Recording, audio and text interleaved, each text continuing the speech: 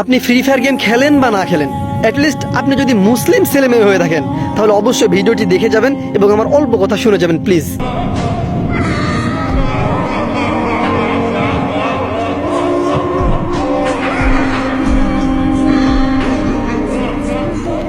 নাউজুবিল্লাহ।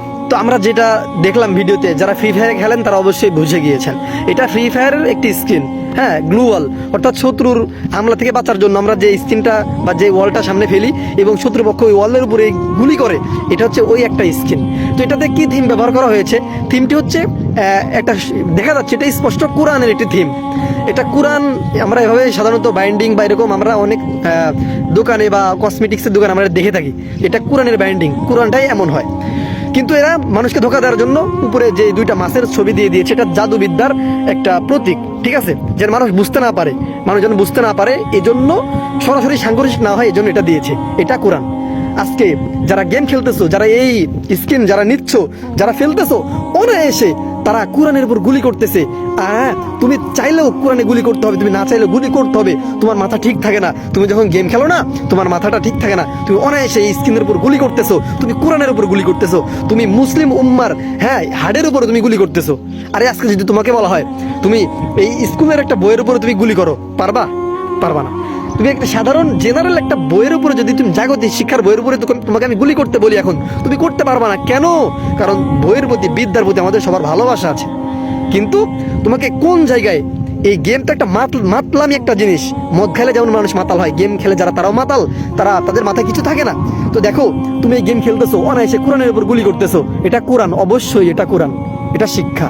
এখন তুমি আমাকে গালিগালাজ করবে, নাহিদ ভাই আপনাদের মাথা নষ্ট, আপনারা কিছু বোঝেন না, হুদাই চিল্লাপাল্লা করেন, এটা কোরআন, এটা তো একটা সাধারণ বই। নাহিদ ভাইয়া এটা বেশি হচ্ছে আপনার, বেশি। আরে বোকা ছেলে, তুমি কি আমাকে পাগল বলো? হ্যাঁ, শুধু আমি না, অনেক ওলামায়ে কেরাম, এমনকি নবী রাসূলদেরকে মানুষ পাগল বলেছে। তারা যখন একটা হক কথা বলেছে না, যেটা রিয়েলিটি মানুষের সামনে তুলে ধরেছে, তাদেরকে পাগল বলা হয়েছে। এরকম তুমি আমাকে বলবা, আরে ভাই হ্যাঁ আমরা পাগল। তবে কোন বিষয়ে ইহুদি খ্রিস্টানরা মুসলমানদের ঈমান নষ্ট করতেছে, কিভাবে ইহুদিরা মুসলমানদের ঈমানের উপর আঘাত করতেছে, এটা তোমাদের থেকে আলেমরা ভালো বোঝে। এটা অবশ্যই তোমাদেরকে মানতে হবে। আরে শোনো, তুমি বলতেছো না নাহিদ ভাই এই স্ক্রিন এটা কোরআন না, এটা এমনি একটা মিস, একটা এমনি একটা বই, এটা কোরআন না। আমি তোমাকে বলতেছি, তোমার চোখে আঙ্গুল দিয়ে একটা দলিল প্রমাণ দিয়ে যাচ্ছি ইহুদিরা কিভাবে ধীরে ধীরে মানুষের ঈমানের উপরে আঘাত করে। আজ থেকে 8 বছর আগের কথা, প্রথম আলো একটা পত্রিকা ছাপিয়েছিল, সেখানে ক্যাপশন ছিল দ্বিধাহীন কাছে আসার গল্প। তুমি কি বুঝলা? দ্বিধাহীন কাছে আসার গল্প। এই ক্যাপশন যখন দিয়েছে, এই ক্যাপশন দিয়েই ক্ষান্ত হয়নি। যখন ক্যাপশন দিয়েছে এবং পাশে একটা পিক অ্যাড করেছে, পিকে একটা ছেলে একটা মেয়ে, ছেলের গলায় ক্রুশ চিহ্ন যুক্ত একটা মালা, আর মেয়ে হিজাব পরে বোরকা পরে। কি বুঝলা? তাহলে ছেলেটা খ্রিস্টান, মেয়েটা মুসলমান। এই যে উপরে ক্যাপশন দিয়েছে কি দ্বিধাহীন কাছে আসার গল্প, এটা দেখে তুমি কি বুঝেছিলে? এই এখন আমাকে গালি দিচ্ছ না, ঠিক তত ভাবে আলেমরা এটা নিয়ে কথা বলেছিল। তখন এভাবে ওই তৎকালীন সময়ে তোমার মতো কিছু পোলাপান, কিছু জেনারেল শিক্ষিত মানুষ, তারা আলেমদের গালি দিয়েছিল। হুজুরদের কোনো কাজ নেই এটা নিয়ে কথা বলার বিষয়, এটাও কি কথা বলার বিষয়? আরে বোকা ছেলে, হ্যাঁ আল্লাহ বলছে ওয়ালা তানকিহুল মুশরিকাতি হাত্তা ইয়াতাহুরনা, এই দুনিয়ার নারীরা তোমরা কি করো না, বিধর্মী পুরুষদেরকে বিয়ে করো না, হ্যাঁ, যতক্ষণ না পর্যন্ত তারা মুসলমান না হয়। এবং ছেলেদেরকে বলেছে তোমরা খ্রিস্টান ইহুদি মেয়েদেরকে বিয়ে করো না। এটা আল্লাহ তাআলার কথা। এই কথাকে তারা উপেক্ষা করে লিখেছে দ্বিধাহীন কাছে আসার গল্প। এটা যখন বলেছিল, ওলামায়ে কেরাম কথা তুলেছিল, তখন অনেকেই অকাট্য ভাষায় গালি দিয়েছিল, যেমন আজকে তুমি আমাকে দিচ্ছ কমেন্ট বক্সে। হ্যাঁ, তো দেখো, এটা আলেমরা বললো, কেউ কিছু বললো না, কোনো কেউ কথা শুনলো না, এটা এমনিই ছেড়ে দিল। পরবর্তীতে আজকে 2026 সালে দেখো, আজ কোটি কোটি লক্ষ লক্ষ খ্রিস্টান মুসলমানদের মেয়েকে বেইজ্জতি করতেছে, জিনার শিকার, ধর্ষণের শিকার। গাজীপুরে কয়েকদিন আগে এক মাদ্রাসা শিক্ষার্থী, এক মেয়ে হিন্দুর সাথে ধর্ষিত হয়, তাই না?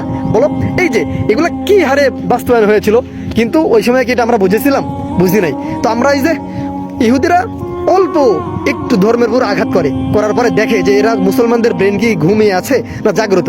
যদি ঘুমিয়ে থাকে তাহলে 2 বছর পর আরেকটু বাড়াবে, যদি এভাবেই চলে 2 বছর পর আরেকটু বাড়াবে।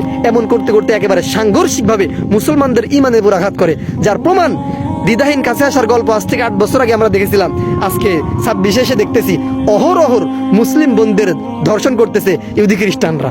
এটাই ইসলামকে অবমাননা, ইসলামকে মিশে দেওয়ার চক্রান্ত ইহুদি খ্রিস্টানদের। বোকা ছেলে, ইহুদি খ্রিস্টানরা একদিনে তোমাকে রাস্তায় নামাবে না, একদিনে তোমার ইমানকে নষ্ট করবে না। আজকে যদি তোমাকে বলা হয় তুমি কোরআনের উপর গুলি করো, তুমি পারবা না, তুমি করবা না, তোমার অন্তরে ইমান আছে। হ্যাঁ, এজন্য তারা এই কোরআনের একটা থিম বানিয়ে তারা ফ্রি ফায়ার এটা মাতলামি গেমের মধ্যে দিয়ে দিয়েছে। আজকে হাজার হাজার মুসলমানের ছেলে এই গেমটা খেলতে গিয়ে অনায়াসে অনিচ্ছাতেই সে এই কোরআনের উপরে গুলি করতেছে।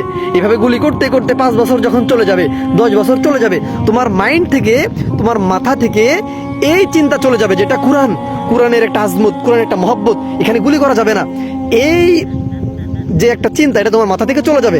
তখন তুমি সাইকো হয়ে যাবে। হ্যাঁ, তখন তুমি ইচ্ছা করলেই তুমি এই কিছু টাকা দিলেই তুমি কিছু টাকার বিনিময়ে কোরআনের উপর গুলি করবে। তোমার আর মাথায় থাকবে না যেটা সম্মানের বস্তু, এটা শিক্ষা, এটা বিদ্যা, এটা কোরআন, এটা আমাকে ভালোবাসতে হবে, এখানে বেয়াদবি করা যাবে না, এই চিন্তা তোমার থাকবে না। তখন তুমি অনায়াসেই কোরআনের উপর গুলি করবে। এটাই হলো ইহুদি খ্রিস্টানদের বাস্তবতা, তাদের রিয়ালিটি। ঠিক আছে, তারা এভাবেই আস্তে আস্তে মুসলমানদের ইমানের উপর আঘাত করে, তারা একদিনে করে না। কাজেই তুমি যতই বলো নাহিদ ভাই এটা এমনিই বলতেছেন, বেশি হয়ে গেল, বেশি না ভাই, এটাই এভাবে আমাদের ইমানকে নষ্ট করে আসতেছে যুগ যুগ ধরে ইহুদি খ্রিস্টানরা। তারা একবারে তোমাকে এভাবে রাস্তায় নামাবে না, একবার তোমার ইমানটাকে নষ্ট করবে না। কাজে আমি তোমাদেরকে বলবো, সমস্ত মুসলিম ভাই বোনদেরকে বলবো, তোমরা এই ভিডিওটি অবশ্যই বেশি থেকে বেশি শেয়ার করে দাও এবং মুসলমানদের এই ইমান নষ্টের রাস্তা থেকে ফিরে আসার জন্য তাদেরকে হেল্প করো এবং বন্ধুদেরকে সতর্ক করতে ভিডিওটি ব্যাপক হারে শেয়ার করে দাও। নিজে সতর্ক হও, নিজের ইমান টিকাও, আরেকজনের ইমানকে টিকাইতে সাহায্য করো। ভিডিওটি শেয়ার করে দাও। আল্লাহ হাফেজ।